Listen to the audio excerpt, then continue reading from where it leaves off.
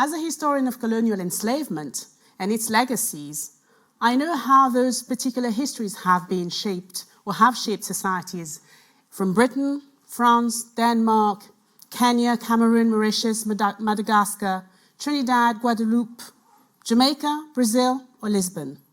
The scars or ramifications of the past are still visible and very much embedded into certain social practices. They have shaped economic history of these societies.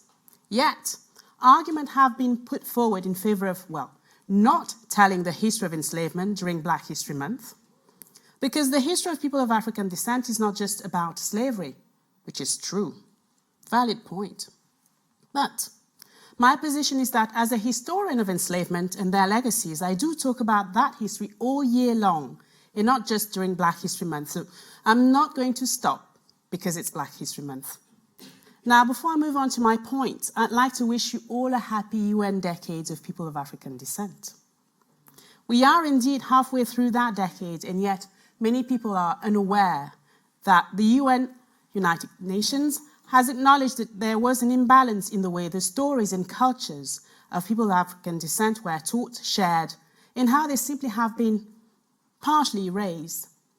To address that imbalance, the UN declared that 2015 to 2024 would be a decade dedicated to the stories, histories, contributions of people of African descent in the world.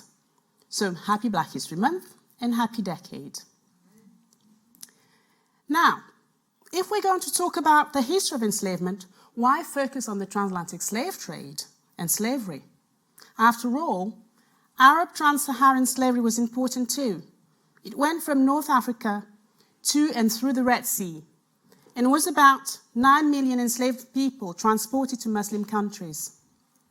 The Indian Ocean, about 4 million enslaved Africans transported from the Swahili port to Oman, Iran, and the Indian subcontinent. Well, we talk a lot about the transatlantic slave trade because, of the time scale. 1555 roughly for Britain to 1834. It's measurable. We have qualitative and quantitative data. The legacy spread over three centuries after its abolition. It covers other areas, questions of race, gender, identity, power, memory, etc. We know that it had an impact on the people of African descent. It paved the way to 19th century European colonization. It cemented economic dependency. It forged and crystallized racist attitudes. And historians have measured the impact of the transatlantic slavery in Africa, America, the Caribbean, and Europe. For Africa, for example, we have David Altius in 1988 with the income per capita. Briefly, the income per capita is an indicator of a country's wealth. He used that. Manning's demographic changes and simulation model in 1990. He looked at the decline of population and how that had an impact on the workforce in the continent and its ability to develop and how family structures were disrupted. 2000, Lovejoy's transformation theory. He looked at social dislocation, death rates in Africa, and concluded that Africans experienced slavery not only in the Americas, but also in Africa. And emancipation came later in Africa, so slavery had a tragic economic impact on the continent. What we remember about these eras? We remember stories about colonization, colonialism, stories of humanitarianism, save the children, save Africans, send money, send support. For other people, it's about tourism, safari, wildlife. For others, it's about the past, sites of memory in Africa. Gorée Island in Senegal, Ouida in Benin. It's about slave tourism. And slave tourism is a thriving industry in those countries. It is about monetizing trauma, one could argue, but it is also about surviving economic hardship and incredibly difficult life conditions despite foreign visits. Dark tourism, in this instance, slave tourism, is a complex business. Dark tourism has been studied by many scholars, Seaton, Dan, and many others. It is a place that have become of interest because death took place there. In this case, there are places where death, torture, pain took place for nearly 3 centuries. These events had profound implications in the stratification of post-slavery societies. So I'm going to talk a little bit about these societies, some of them: Senegal, Kenya, and Mauritius, before bringing it all back to Britain. Based on our European-funded research called SLAFNet, a dialogue between Europe and Africa in post-slavery society, my team and I, in the work package one that I'm leading, are looking at questions of citizenship, marginalization, and discrimination in post-slavery societies in Europe, Africa, and the Indian Ocean. Yes, slavery existed in Africa, in Senegal, or rather Senegambia, before the arrival of Europeans. However, the colonial legacies of chattel slavery have profoundly changed these regions. Senegal nowadays, and before that, centuries ago, has about 90% of the population that is Muslim. And Senegal was France's kind of lab for integration, experimentation of various policies about colonialism. It was also a site of resistance from African elite that was educated in France. Senegal's first president was Léopold Sédar Senghor, one of the fathers of the Negritude movement. The movement claimed its African descent and its pride in Africanism, yet Senghor remained very close to France. How did slavery affect the population? Well, nowadays, people of slave descent have known names. We know them through their names, some of them. This is not something that is openly discussed by Senegalese society, but the economic and social stratification are based on lineage related to slavery era. The discriminations are less subtle when people decide to marry. A thorough research is done about the bride and groom's ancestry, and people have to provide sometimes documents about them. Education is open to all, but who gets to have and occupy a certain post is highly contentious. Discrimination is subtle on a daily basis, often unspoken and yet evidenced by numerous research done by my colleagues in the project at the University Cheikh Anta Diop in Dakar. A few countries away, in Kenya, the question of citizenship is still very much at the heart of the debates among certain populations. After the abolition of the slave trade in 1807, and after the victory over Napoleon, Britain was able to demand that other nations stop the slave trade. It tasked the Royal Navy to roam the ocean to police the Atlantic and the Indian Ocean. In the 19th century, enslaved Africans were rescued from various ships and settled in various places in West and East Africa. Some were placed in Mombasa, a port in Kenya. Mombasa was occupied by the Portuguese, the Omani, and the British. The port was the door to the Indian Ocean, but also to East Africa and the Indian subcontinent. Another story can be told about Black presence in the Middle East, in India, Pakistan. There are communities in India who have been living there for the last 300 years and are barely talked about. We are looking at those stories in our project. But to come back to Kenya, in the 19th century, rescued African captives were taken by British missionaries to be educated. Some of them formed the colonial elite and intermediaries between British colonial administrators and the rest of the population. They were settled in Freetown.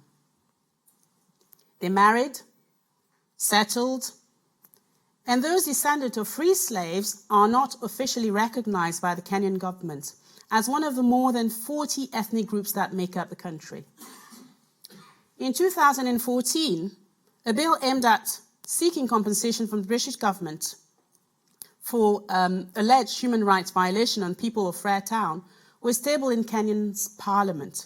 The bill also called on the Kenyan government to recognize or rather grant citizenship to the community in Freetown. The bill was not passed. This was happening while Kenya was successfully managing to force the British government to apologize for colonial brutality and violence during the Mau Mau Rebellion. Now, that research has been done by my colleague Marie-Pierre Ballarin, who's the lead of the EU project, of the whole project. But I want to move to Mauritius, located on the east of the continent and close to the Swahili port and Indian Ocean, a crossroad between various worlds, the Middle East, Oman, Yemen, East Africa, the Indian subcontinent. We know that the Dutch settled in the island in 1638. They brought African captives to the island. The island rapidly became a creolized society where you saw Arabs, people from Madagascar, and from other places, and Europeans, of course.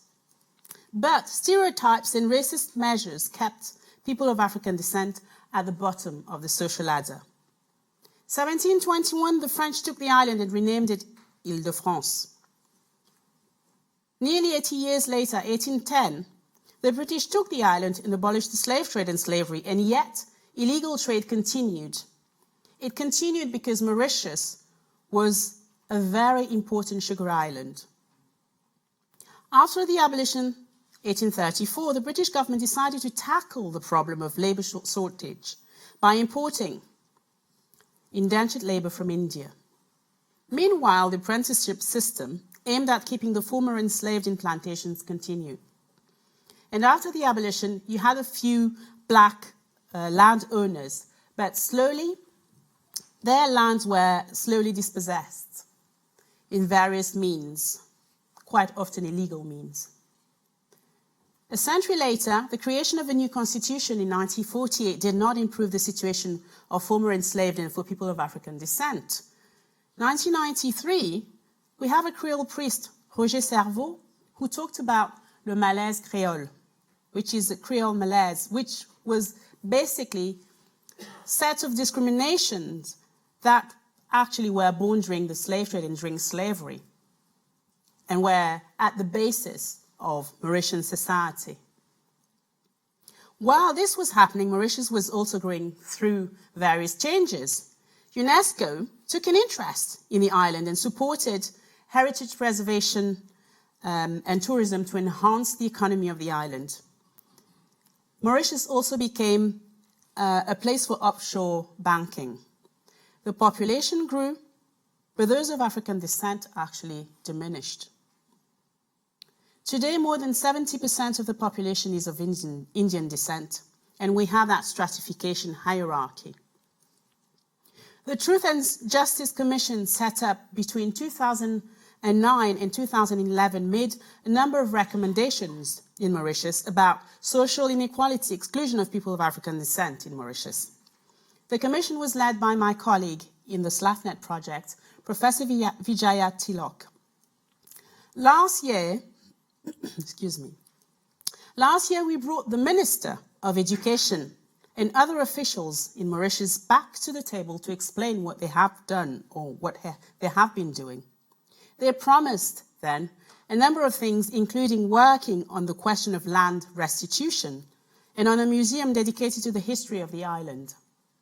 We talked about the fact that despite UNESCO's support to heritage sector, people of African descent living almost on those World Heritage sites were those who had little access to schools, transport, and career training. The only training supported by the government are those related to the hospitality industry, but at entry level, not managerial level. Last year, when I spent some time in Mauritius, the colonial spatial division is reinforced, I noticed, by newcomers with new customs. There are areas owned by white South Africans, very wealthy white South Africans, where security is abnormally and visibly tight. We were, for example, prevented from having access to certain beaches, and we had people with Kalashnikovs. You have gated communities and all that. They have their own supermarket. Some want all-white schools. It's as if apartheid was reproduced at a smaller scale. The same goes for an increasing number of wealthy Russian families.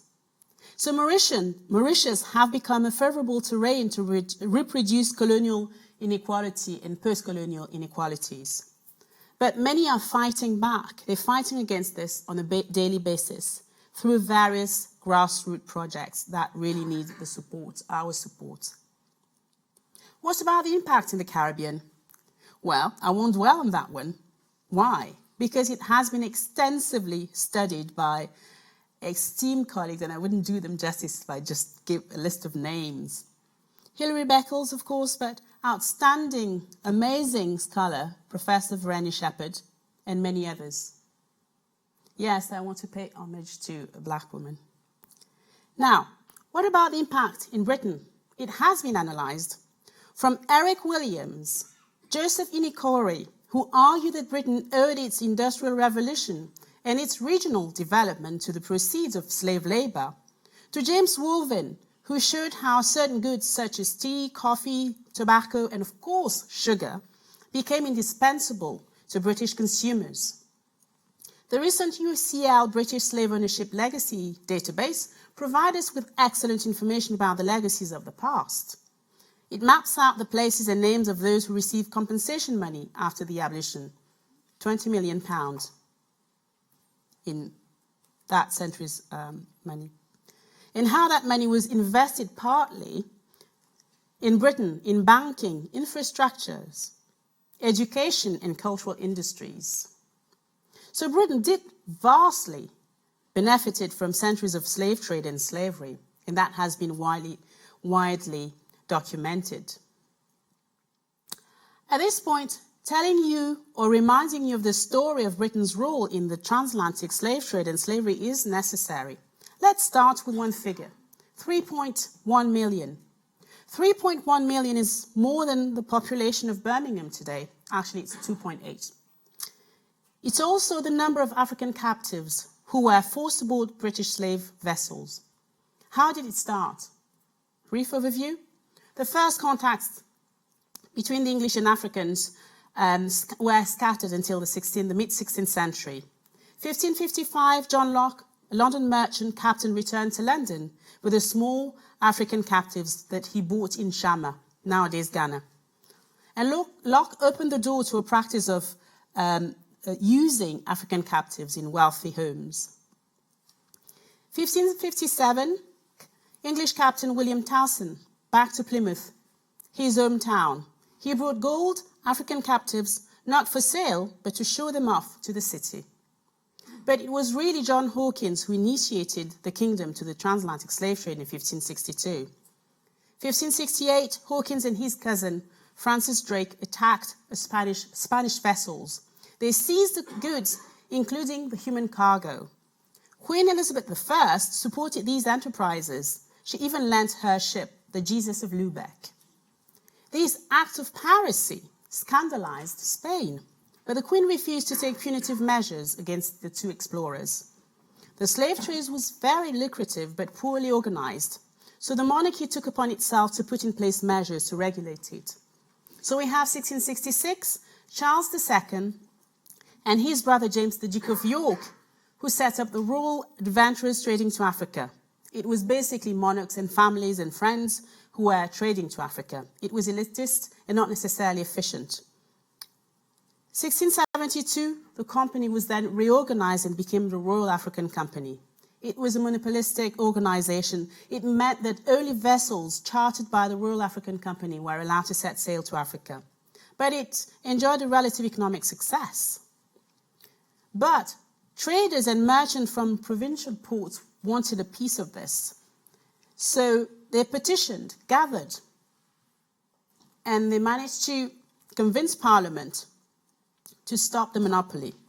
So that actually opened the door to mass deportation, I want to use that term, anachronistic as it is, of African captives to the Americas.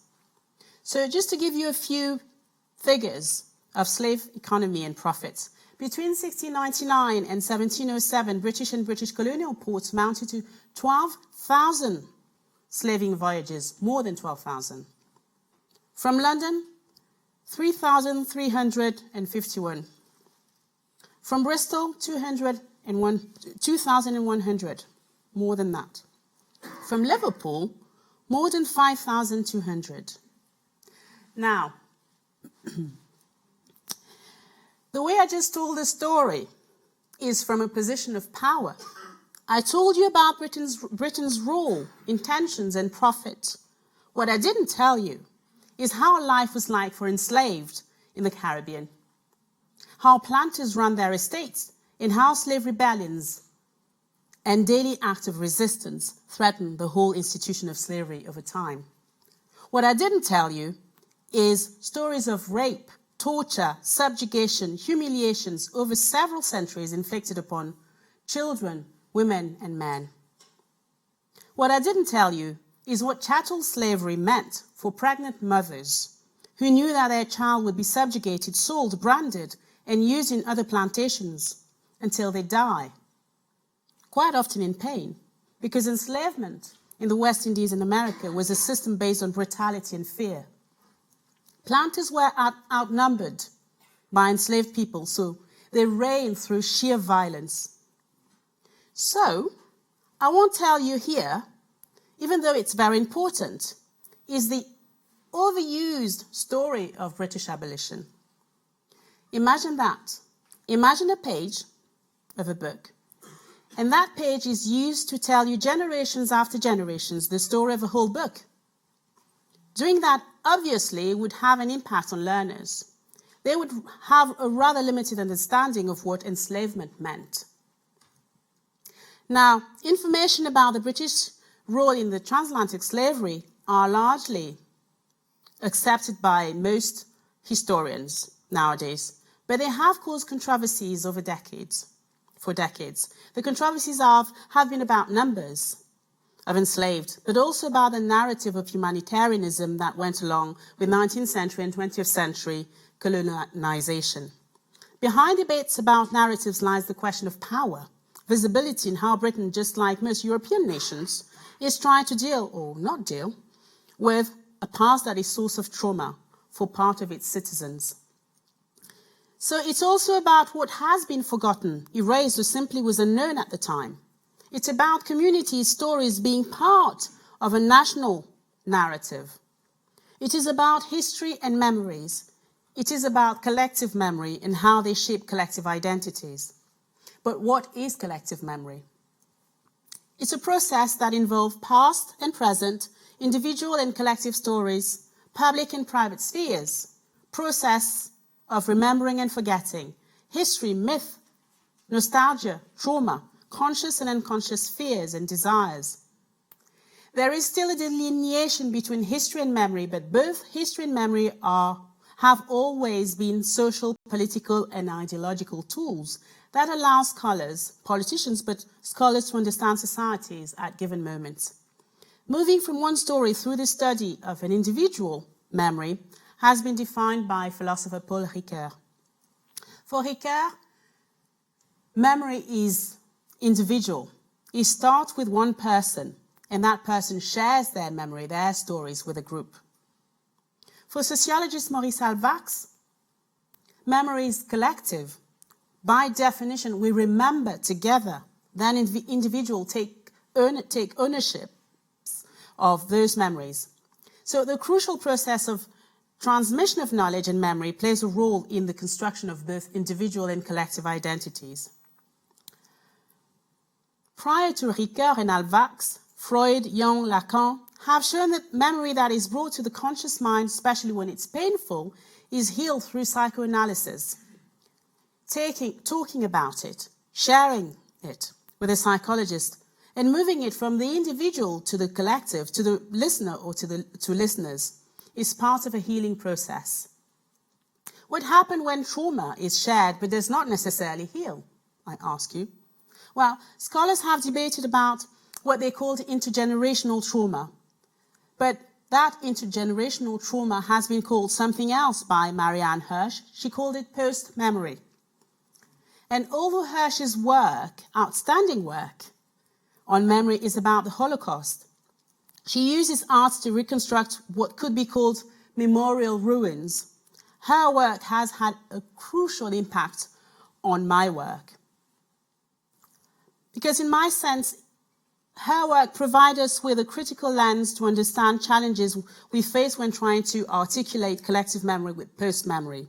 Post-memory is the memory of a traumatic past that still shape the stories of those who did not live those events. So, children of the Holocaust, grandchildren of the Holocaust, people whose ancestors were enslaved, deported during the transatlantic slavery, Indian Ocean slavery, centuries ago, go through post-memory, intergenerational trauma. Societies and families do not transmit only trauma, they also transmit a set of memories and practices that have shaped these communities' identities. So it is as much about continuity as it is about new forms of identity, new formations of identity and practices. So the idea of transmission through shared practices has been defined beautifully by cultural, and called cultural memory by Laida and Jan Asman.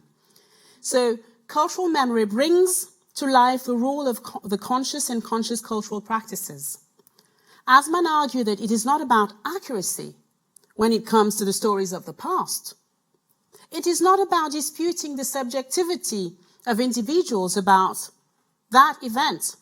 It's about what people chose to remember, how they chose to remember, and how they transmit those memories to their communities. So it is about self-identification. The work on memory is by no means peaceful. The articulation of language, narrative, counter-memory has been explored by many. For Stuart Hall, language plays a role in representation. Representation shapes memory through often painful process, because memory, let's not kid ourselves, memory is about power. Counter-memory, then, as defined by Ilan Gurdjieff, could therefore be a useful tool for communities to fight back. Memory is a work of reductions of various ideas, memories, identities. So this process has an impact on a sense of belonging and the question of citizenship. So in other words, memory, we form a memory together that is collective. We hope it's collective. And by doing that in the process, we are brought together. That's why it's so important to understand why including the narratives of so-called those on the margins, BAME communities as we are called, is so important to bring it into the national narrative and to teach it in schools. As societies, we feel the need to shape our identities, argued historian Pierre Nora, and we do it through sites of memory, or lieux de mémoire. What are those? The according to Nora, anniversaries, commemorations, statues, birthdays, fraternal orders.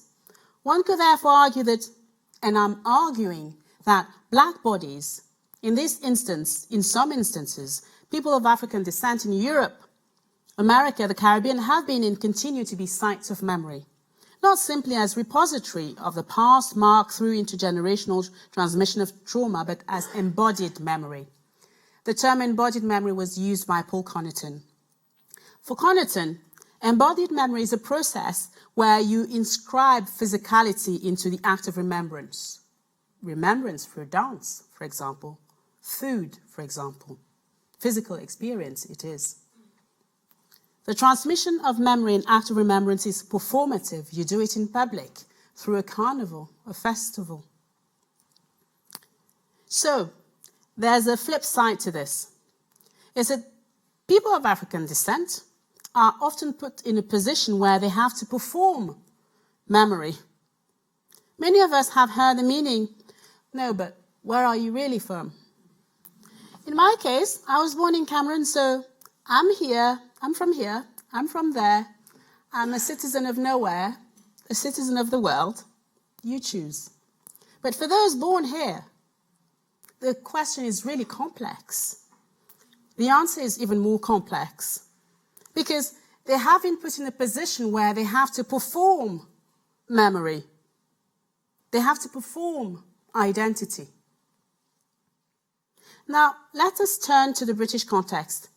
People of African descent, be they ancestors of colonized, ancestors of enslaved, have started long before the 20th and 21st century debates about memorialization. They have worked on the transmission of their stories and history through various forms. They did that even while slavery was in full force. 20th and 21st century Black British communities want to be able to play a crucial role in the way the national narrative of enslavement is taught. I said it, I'll keep on saying it. Port cities such as London, Liverpool, Bristol, and many others have often seen Black communities lobbying, encouraging, forcing the heritage sector, sometimes, to reshape damaging or incomplete narratives of enslavement. So, collective memory may be a work of reduction of various memories and interest. It may be a way to impose damaging readings of the past, but it can also be a way towards recovery. Collective memory is considered by some as an important way towards reparative or reparatory justice. I want to talk a little bit about reparations. Now, I'm not going to do the history of reparations simply because a remarkable book entitled Reparations for Slavery and the Slave Trade was published last year by Professor Ana Lucia Araujo. It is the first of its kind to look at the question from a historical perspective.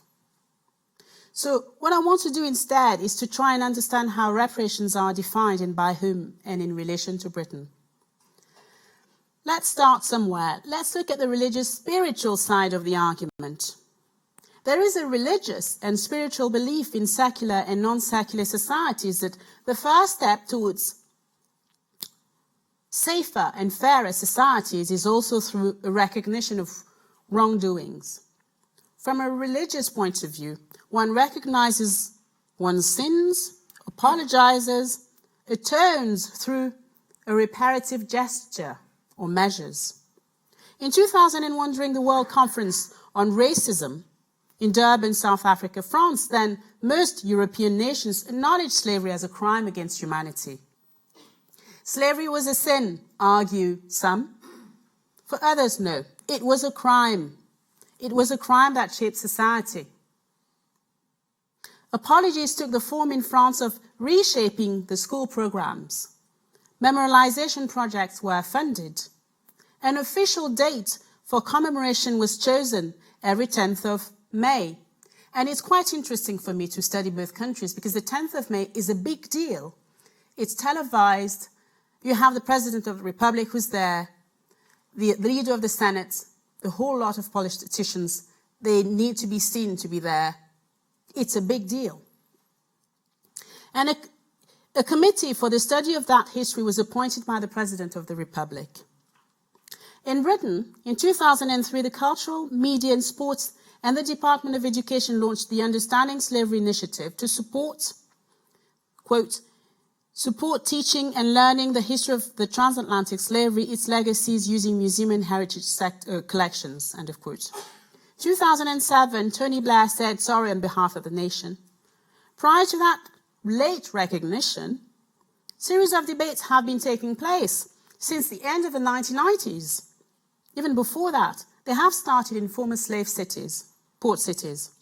So the question is, are these forms of apologies, initiatives, and debates forms of reparations? The answer is complex because it really depends on whose views we are talking about. CARICOM, 15 Caribbean countries, have put forward a 10-point plan about the shape and form reparations should take place. They argue that based on the concept of international justice, Court of Justice, it is about obtaining justice for historic wrongs. And the court stated some time ago, the essential principle, I'm quoting here, the essential principle contained in the actual notion of illegal act is that reparation must, as far as possible, wipe out all the consequences of the illegal act and re-establish the situation which would, in all probability, have existed if that act had not been committed. In other words, where would Africa be today? The beneficiaries of said crimes are by law liable for restitution because even if it happens a long time ago, the benefits of that history are still felt today in society as a whole.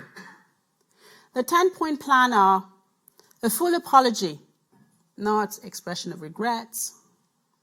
Repatriation, meaning the ability for some to go back to Africa if they want to settle there. Indigenous populations program. Before the arrival of Africans, there was a population there that was killed. It was a genocide for some people. Cultural institutions, public health crisis, diabetes is a problem. Illiteracy eradication, African knowledge program, psychological rehabilitation, knowledge transfer, debt cancellation. Ultimately, as Hilary Beckel stated, it's not about punishing, it is about reaching a form of reconciliation. But you can't reconcile without acknowledgement. We all remember South Africa. Various Pan-African groups have demanded cancellation and transfer of funds from the North to the Global South. In Britain, PARCO, the Pan-African group, has argued that the approach to the question of reparations should be based on the 1993 Abuja Reparations Declaration. Esther Stanford-Jose, one of the spokesperson of the group, noted that damages are not only based on the past, but have serious and visible implications in the present. Now, I'm not doing it justice. I'm not doing the group justice, because I'm really summarizing what the essence is, and not necessarily well. So, for the group, it's not about paying sums of money to one individual, but about recognizing that people of African descent in the continent and all around the world are suffering from the consequences of what the group defines as genocides. The question of repatriation, is one of the many points, just as much as the right to determine the form any reparation should look like. In other words, it's not up to the former colonizer to decide what the reparations should look like. It has to come from the ancestors of the colonized. And they have to be able to decide what the appropriate form is. So the group says it is about an equitable redistribution of wealth that was required over centuries. You also have community groups, or communities, who are arguing that reparations paid only to Africa or the Caribbean would ignore the grave inequalities that exist in Britain.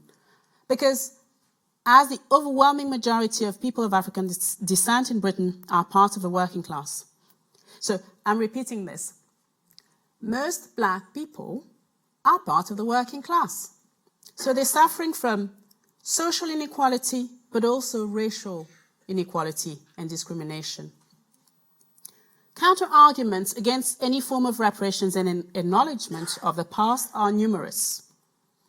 But the debate is important and cannot be avoided. Various institutions in the country are catching up, noticeably old universities. So as much as states like France, Britain, Denmark, and others have collectively refused to pay any state-led reparations, other initiatives and movements are created and are on their way. What started as a minority set of demands from people of African descent living in Britain and abroad has gained momentum over the last decades and pushed the national debates on history towards memory, memorialization to the story and histories of reparation, the demand for reparations. We can choose to ignore those debates. We can even enhance the voices of fear. We can continue to solely give a platform to the nostalgics of empire. We can even help the racist apologists. We have seen that. Or we can listen, share, talk, argue peacefully in order to find ways to work together for a fairer society. Thank you.